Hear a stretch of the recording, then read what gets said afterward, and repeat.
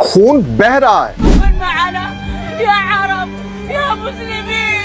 شہروں پر دھواں چھایا ہوا ہے، گھر مٹی کا ڈھیر بن چکے ہیں، بچے بھوک سے بلک رہے ہیں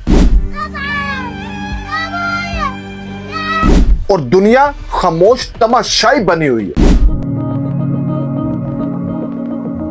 اور یہ ہے سوڈان، وہ ملک جو کبھی سونے اور ایمان کی زمین کہلاتا تھا، اور آج وہاں توپوں کی گھن گرج ہے اور اذانوں کی صدائیں دب چکی ہیں۔ اور یہ وہی خطہ ہے جہاں سے حضرت بلال حبشی کا تعلق تھا، وہی بلال جن کی آواز نے اسلام کی تاریخ بدل کر رکھ دی، اور آج اسی سرزمین پر ظلم، بھوک اور تباہی کی داستان لکھی جا رہی ہے۔ سوڈان آج ایک خونی خانہ جنگی کا شکار ہے۔ اپریل 2023 میں دو گروہوں نے ایک دوسرے کے خلاف بندوقیں اٹھا لی، ایک طرف سوڈانی فورس SAF ہے اور دوسری طرف ریپڈ سپورٹ فورس RSF ہے، یعنی ایک ہی قوم کے سپاہی اب ایک دوسرے کے دشمن بن چکے ہیں۔ اس جنگ میں اب تک ہزاروں لوگ مارے جا چکے ہیں اور لاکھوں اپنے گھر چھوڑ کر بھاگ گئے ہیں، بچے، عورتیں، بوڑھے سب بے گھر ہو چکے ہیں، ہسپتال تباہ، سکول ویران اور بازار ملبے کا ڈھیر بن چکے ہیں۔ ایک اندازے کے مطابق ملک کی آدھی آبادی بھوک کے دہانے پر پہنچ چکی ہے، اور یہ جنگ صرف طاقت کی نہیں ہے بلکہ یہ جنگ سونے کی ہے، وہی سونا جسے کبھی اللہ کی نعمت سمجھا جاتا تھا اور آج خون خریدنے کا ذریعہ بن چکا ہے۔ سوڈان کے پہاڑ سونے سے بھرے ہوئے ہیں اور دنیا کی نظریں اسی پر ہیں۔ بڑی طاقتیں اور علاقائی ممالک اسی سونے کو حاصل کرنے کے لیے اس آگ کو بھڑکا رہے ہیں۔ ریپڈ سپورٹ فورسز نے کانوں پر قبضہ کیا ہوا ہے اور سونا دوسرے ملکوں کو سمگل کیا جا رہا ہے۔ سوڈان کی دولت باہر جا رہی ہے اور سوڈان کی عوام خالی پیٹ، خالی ہاتھ اور بے گھر ہو چکے ہیں۔ سوال یہ ہے کہ یہ کس کے کہنے پر ہو رہا ہے؟ اسی کے کہنے پر جس کو وسائل چاہیے، جس کو سوڈان کی سرزمین چاہیے اور جنہیں افریقہ کا دروازہ اپنے قبضے میں چاہیے۔ سوڈان کی موجودہ بربادی سے فائدہ اٹھانے والے وہی ہیں جنہوں نے ماضی میں بھی کمزور ملکوں کو جنگوں میں جھونک دیا تھا۔ ہر گولی کے پیچھے ایک مفاد ہے، ہر دھماکے کے پیچھے ایک تجارت ہے۔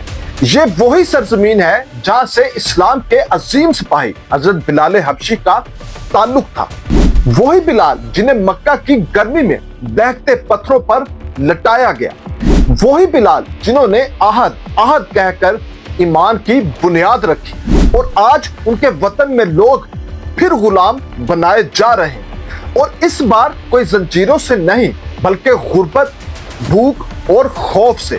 بلال حبشی نے ایمان کے لیے جسم کا درد تک برداشت کیا، اور آج سوڈان کے عوام دنیاوی لالچ کا درد سہ رہے۔ یہ فرق ہے اس وقت کے ایمان میں اور آج کے انسان میں۔ دنیا کی میڈیا طاقتیں اس جنگ کو محض سیاسی کہانی بتاتی ہیں، لیکن اصل کھیل دولت اور زمین کا ہے۔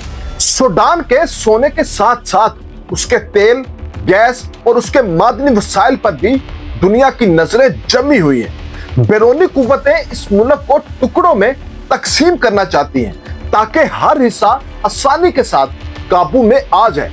بین الاقوامی رپورٹس کے مطابق سوڈان کا 80% سونا غیر قانونی طور پر بیرونی ممالک کو منتقل کیا جا رہا ہے۔ یہی سونا جنگی ہتھیاروں کی خرید میں استعمال ہوتا ہے، یعنی سوڈان خود اپنے وسائل سے اپنی تباہی خرید رہا ہے۔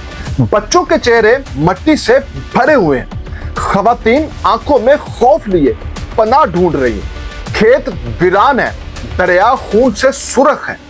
اس وقت سوڈان کا کوئی بھی پرسان حال نہیں ہے۔ دنیا کی بڑی طاقتیں صرف بیانات تک محدود ہیں، لیکن عملی طور پر کوئی مدد کرنے کے لیے راضی نہیں ہے۔ یہی وقت ہے کہ امت مسلمہ بیدار ہو، اور یہی وقت ہے کہ بلال کی اذان کو یاد کیا جائے، وہ اذان جو ظلم کے خلاف बगावत थी, वो सदा जो गुलामी के खिलाफ उम्मीद थी। सूडान इस वक्त आज हमें एक आईना दिखा रहा है कि अगर ईमान कमजोर हो जाए, अगर ताकत मुफाद बन जाए, अगर दौलत ज़मीर से बड़ी हो जाए, तो बिलाल के वतन जैसे अंजाम से कोई नहीं बच सकता। इस्लाम हमें अदल, इत्तेहाद और कुर्बानी का दर्स देता है, लेकिन जब यही कौमें आपस में लड़ने लगे तो दुश्मनों को कुछ करने की जरूरत ही नहीं रहती। सूडान की मट्टी चीख रही है, सोना चमक रहा है, लेकिन दिल बुझ चुके हैं। और ये जंग खत्म नहीं हो सकती जब तक सच नहीं बोला जाएगा, जब तक ईमान बिलाले हबशी की तरह मजबूत नहीं होगा। सूडान सिर्फ एक मुल्क नहीं है, बल्कि ये एक तारीखी याद दहानी है कि जहां कभी अजान हक गूंजती थी, आज फिर वहां पर अजान की जरूरत है। अगर बिलाले हबशी गुलामी से निकलकर ईमान का चिराग रोशन कर सकते थे, तो आज का सूडान भी मायूस नहीं है। शर्त यह है कि हम सोना छोड़कर ईमान की दौलत को पहचानें,